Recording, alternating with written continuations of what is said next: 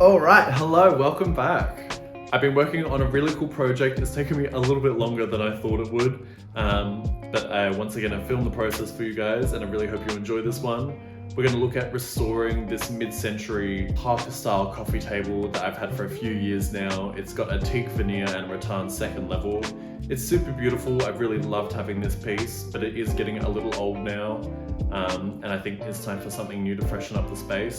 This is going to be a two-part video. This first part is me restoring the current coffee table. So we're going to be looking at taking off the old finish, repairing some of the veneer work, and putting up a few patches that have come off, unfortunately. And then the second part will be looking at the new coffee table, which I'm so excited for you guys to see. So let's see if we can't bring this bad boy back to life. I've got no idea if this thing is going to come apart, so let's see if it does. So luckily it's just held together with these little metal tabs, and they unscrewed so easily, which I was very thankful for. So I just went around and unscrewed all of those, and luckily there was no glue, so just popped it straight off. So that was a small win to begin with. I then ran to Bunnings quickly and got this little paint/veneer scraper.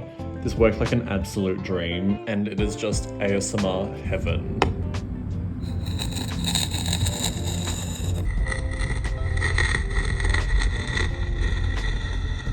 I was dying while scraping this entire thing back, so I think I'm gonna keep quiet for a little bit and let you guys just soak up the ASMR dream.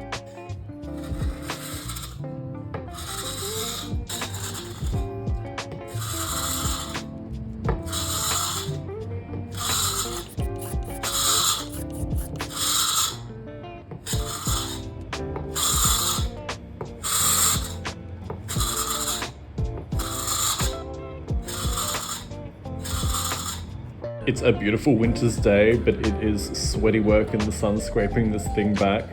And now it's time to sand everything.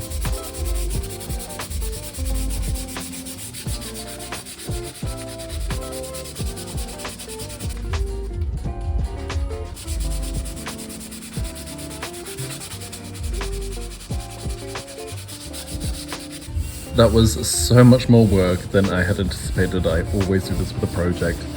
But luckily we're getting to the end of the scraping and the sanding on the top of the piece. I'm just going in here and I'm going to glue up this piece of dry veneer. I'm just using a little piece of a jockey box and some wood glue, and then I'm just going to use the old tape clamp method.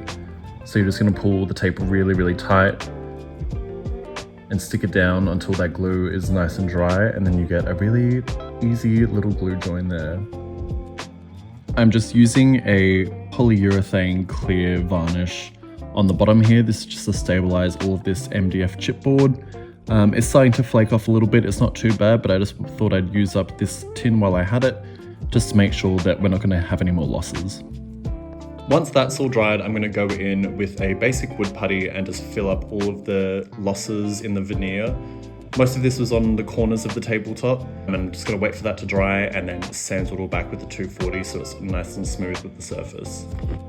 And I'm just going to go through and chamfer all of the edges. This is a trick I learned in university, that a chamfered or a radius edge will catch the light better than just a straight 90-degree angle. So I'm just going to run through quickly and hit all of those edges.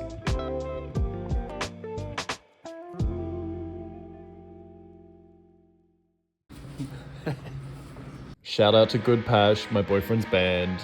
Thought it was the perfect outfit to go to Bunnings. I'll chuck a link to their Spotify in the description, go check them out.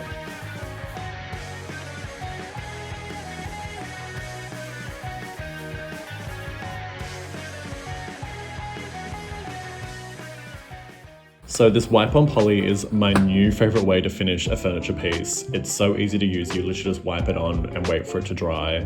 I'm gonna refinish my dining table now with it because the beeswax that I originally applied has come off, and so this is the way to go, I think.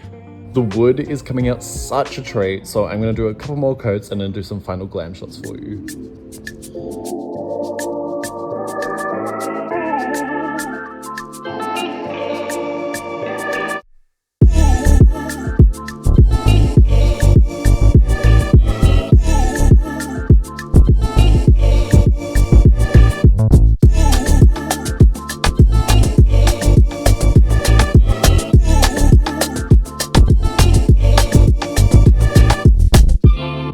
before and after on this is impeccable if I do say so myself.